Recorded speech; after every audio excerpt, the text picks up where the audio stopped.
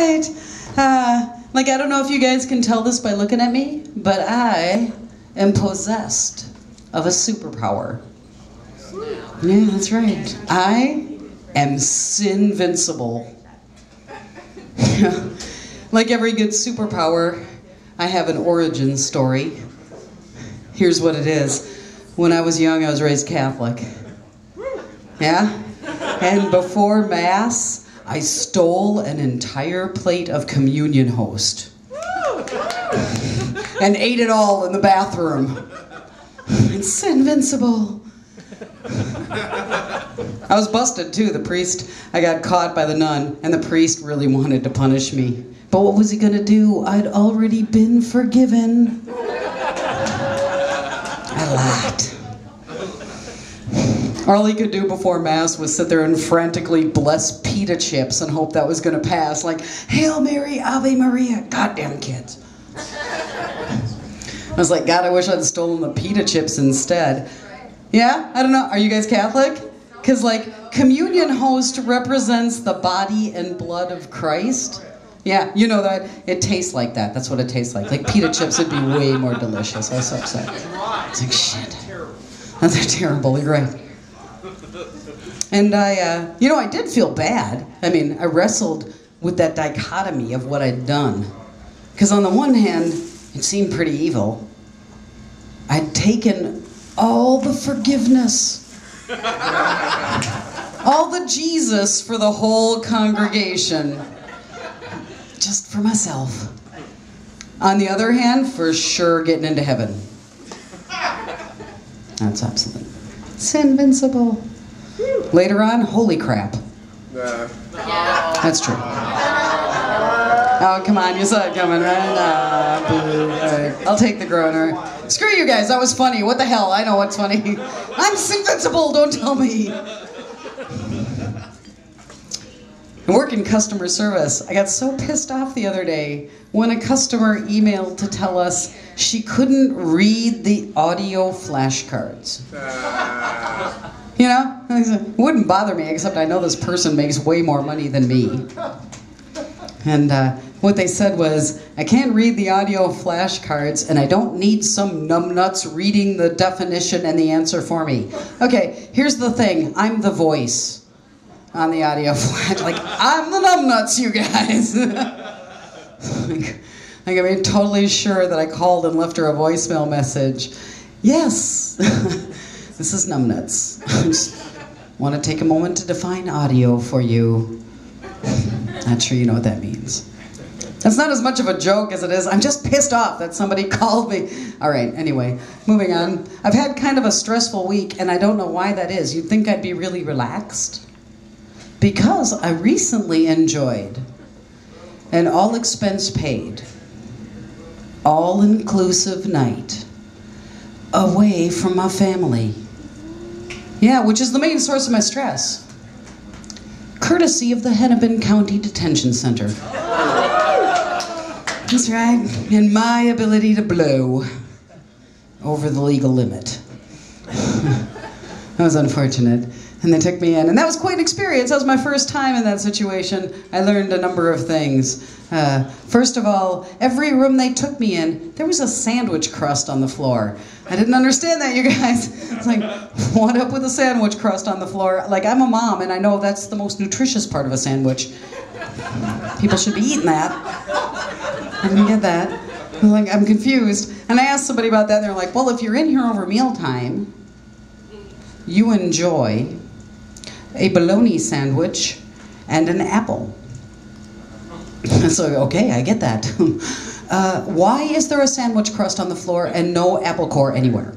I don't know what people doing with the apple core. Like, we're making prison wine here, right? Hard cider for a hard time. I didn't even look in the toilet. I wasn't even going to go over there. That's not worth it to me. It was such an awkward experience. At one point, a woman told me, you want to get some sleep? Just grab a roll of toilet paper and use that for a pillow. And I'm like, no, the toilet paper's been on the floor, and I can see what's going on the floor. That's okay. I'm just going to stand here and touch as little surface space as possible. That's what's going to happen.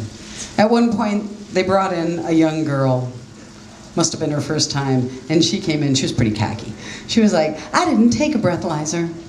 I didn't take a breathalyzer because my uncle is a lawyer and I'm not going to put up with this. And I'm going to be here all night because I wouldn't take the breathalyzer and I just called all the police faggots.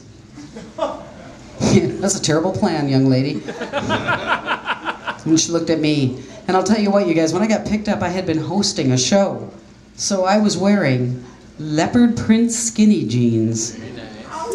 That's right. And a black sparkly top. Okay? On stage, that's delicious and appropriate. Okay? In the Hennepin County Detention Center, totally different context. I'm actually up-talking the DUI. Like, no, it's not what you think I was. And this cocky young girl looks at me and she says, look at you and your fancy leggings. How come they didn't make you put on the prison orange like she had to wear? And I said, I don't know. Maybe because I didn't call the police faggots. It seems elementary to me, my dear. So that wound up being a stressful night. I'll tell you something else that happened that increased the stress. I had an argument with my daughter. She's a tween, so she's got all that shit going on. And she was being defiant, right? Saying no to teachers and parents. And I tell her, you can't do that. You can't say no to people in authority. The next time you do that, I'm taking $1 out of your piggy bank.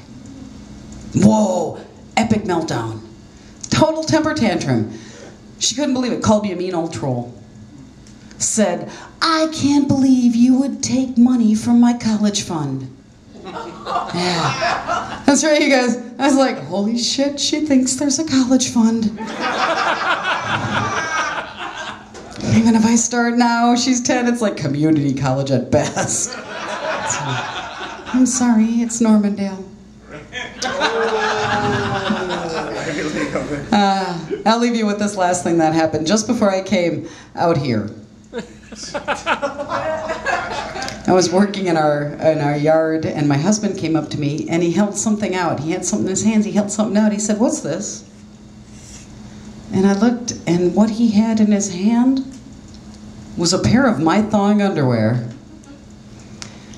All right, I'm embarrassed to admit that I have a pair of thong underwear. I'm a little older than most of the girls that you see that have it, but come on, you guys, one pair for sexy time, right? Am I right? You get one pair for sexy time. That's allowable, all right?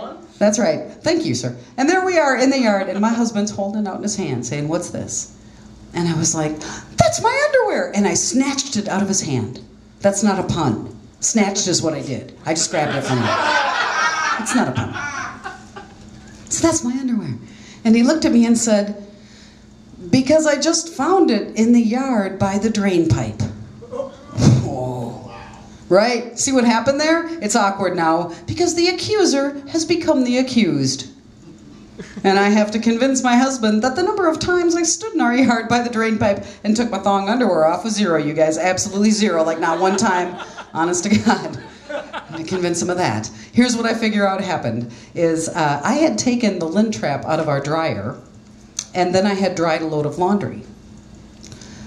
Apparently, thong underwear is just the right size to travel through that opening and shoot out through your dryer vent like the most bizarre confetti ever. I can't imagine what my neighbors thought if they saw that, right? They're looking out their windows and just... Siebers are electing a pope or something's going on over there. But that can't happen, right? Because I'm invincible and the Catholic Church won't allow that. All right, thanks for coming out, you guys. I'm Diane Sieber. Have a great night.